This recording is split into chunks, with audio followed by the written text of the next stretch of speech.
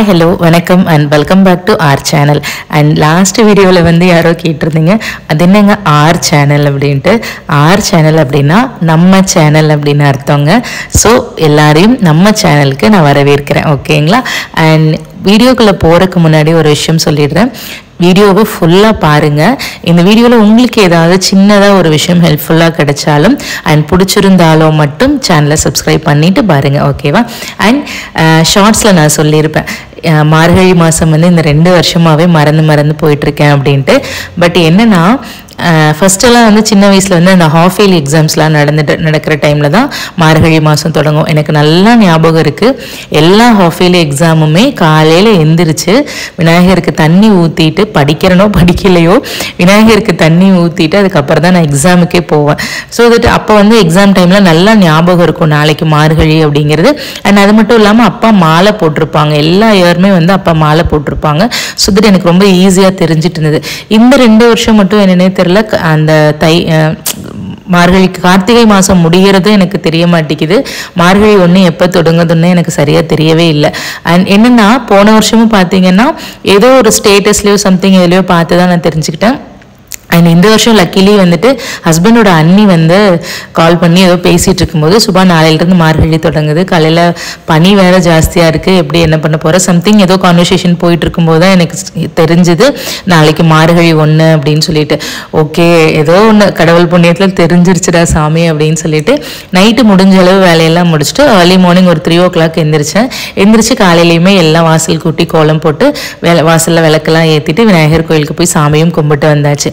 And வீட்டுக்கு வந்து பார்த்தா நம்ம குட்டி சாரை காணும். எங்கடான்னா எந்திரிச்சோன்னு கோழியை பார்க்க போயாச்சு. ஒரே ஒரு டைம் தான் சொல்லி கொடுத்தேன்.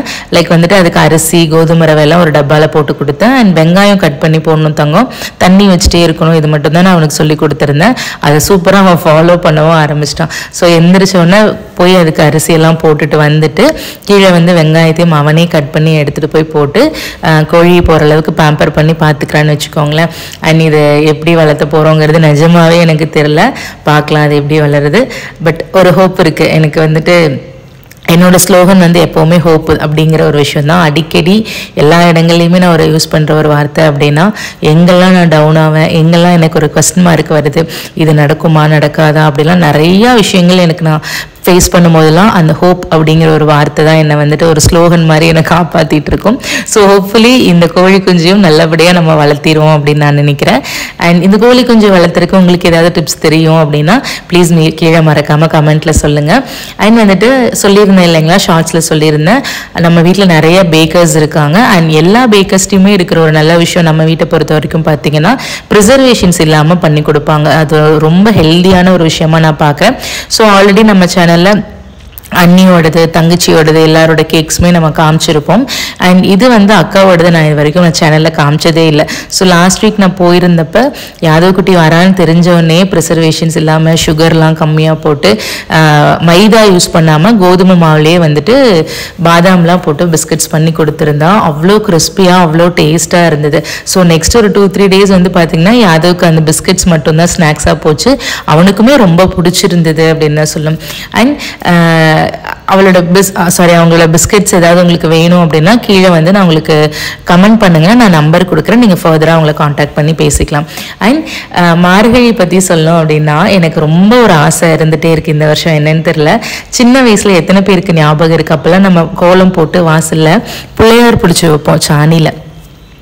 ஃபர்ஸ்ட் டே ஒரு பிள்ளையார், 2வது நாள் 2 பிள்ளையார், 3வது நாள் 3 பிள்ளையார்னு சொல்லிட்டு எனக்கு அந்த அரசாணிக்காவோட பூ அரசாணிக்காவோட அந்த எல்லோ கலர் பூ இருக்கும் இல்லைங்களா, அதை பொறிச்சிட்டு வந்து நடுவில் வச்சு ஐயோ அதை நினச்சாலே ஒரு மாதிரி நல்லா இருக்கும் அந்த ஃபீல்.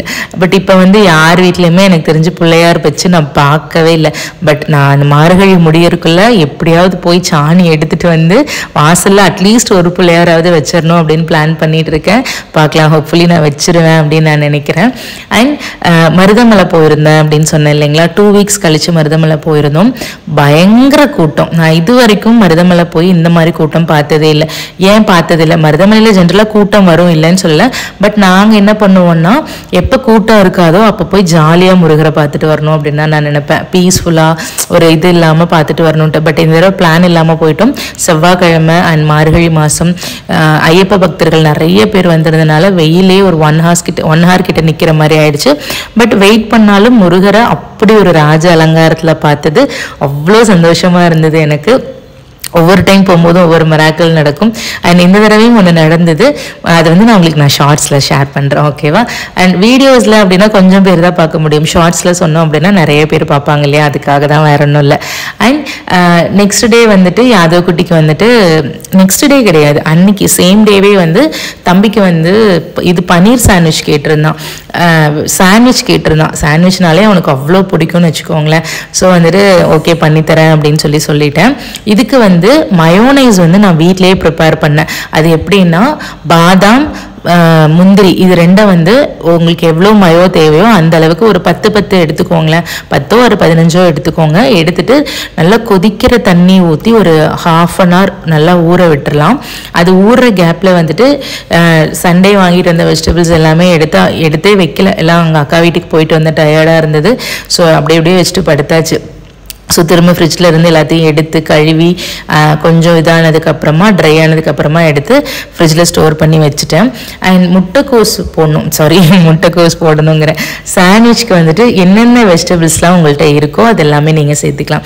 லைக் முட்டைக்கோஸ் போடலாம், கேரட் போடலாம், பீன்ஸ் போடலாம், கேப்சிகம் போடலாம், அண்ட் கார்ன் போடலாம். என்னென்ன வெஜிடபிள்ஸ் உங்ககிட்ட ஒரு சாண்ட்விச்க்கு போட முடியுமோ, குக்கும்பர் போடலாம், இது எல்லாமே போட்டு நீங்கள் பண்ணலாம். அண்ட் அது கூடவே கொஞ்சம் ஆனியன், டொமேட்டோஸ், க்ரீன் சில்லிஸ் போட்டிங்க அப்படின்னா கொஞ்சம் ஸ்பைசியாகவும் உங்களுக்கு இருக்கும்.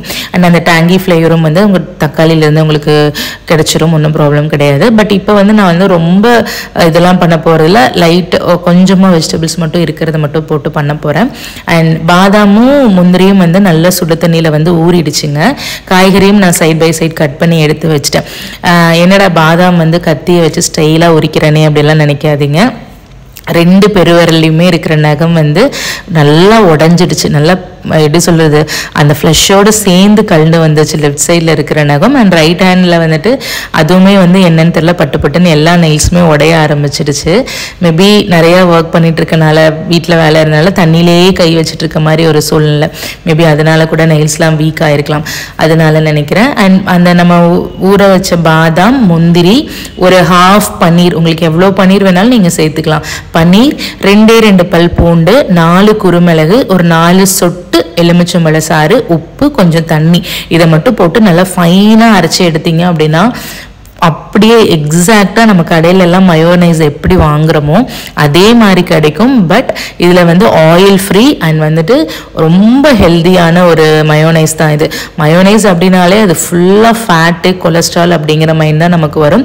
பட் இந்த மாதிரி எடுக்கும்போது இது வந்து குட் கொலஸ்ட்ரால் இருக்கும், குட் ஃபேட் இருக்கும், கேஷ்யூஸில் அண்ட் பன்னீரில் எல்லாமே வந்துட்டு நல்ல ஒரு இது நமக்கு கிடைக்கும், ப்ரோட்டீன் கிடைக்கும். ஸோ அதில் வந்து ஒரு சாண்ட்விச் சாப்பிட்டாலே வந்து பார்த்திங்கன்னா நல்ல ஃபில்லிங் இருக்கும் குழந்தைங்களுக்கு. அதனால தான். அண்ட் வந்துட்டு காணும் வந்து முன்னாடி நாள் வந்து மார்க்கெட்லேருந்து வாங்கிட்டு வந்து வச்சுருந்தோம். ஸோ அதையும் போட்டுடலாம். எவ்வளோ வெஜிடபிள்ஸ் நம்மளால் ஆட் பண்ணி அதுகளுக்கு பிடிச்ச மாதிரி கொடுக்க முடியுமோ அதை கொடுத்துடலாம்.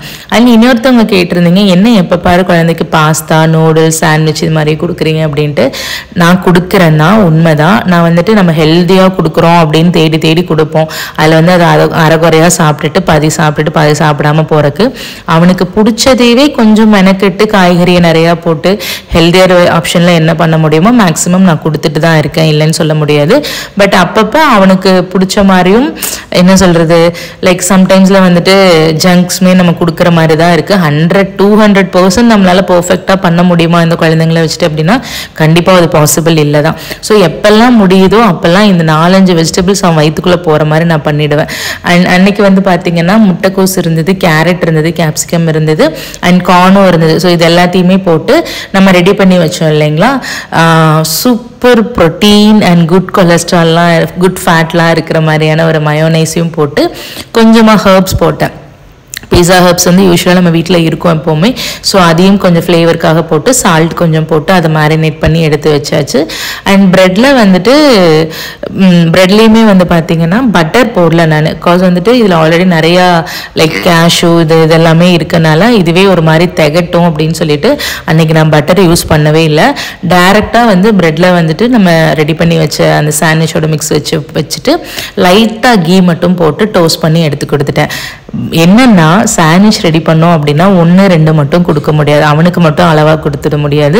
அவன் டீச்சர்ஸ்லேருந்து எல்லாருமே நம்ம சாண்ட்விச்சுக்கு ஒரு பெரிய ஃபேன். ஸோ எல்லாருக்குமே சேர்த்து அன்றைக்கி 2-3 பாக்ஸ் பேக் பண்ணி கொடுத்து அனுப்பி விட்டுட்டேன். அண்ட் அடுத்தது வந்து வீட்லேயே ப்ரெட்டை வந்து நான் வீட்லேயே செய்யணும் அப்படின்னு பிளான் பண்ணியிருக்கேன். அது கரெக்டாக வந்துருச்சோ இல்லை சொதப்புச்சோ அதுக்கு அவங்க கூட நான் ஷேர் பண்ணியே தீருவேன். நீங்கள் அதை பார்த்தே ஆகணும்.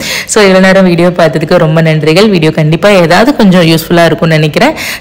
தேங்க்யூ ஸோ மச் ஃபார் வாட்சிங்.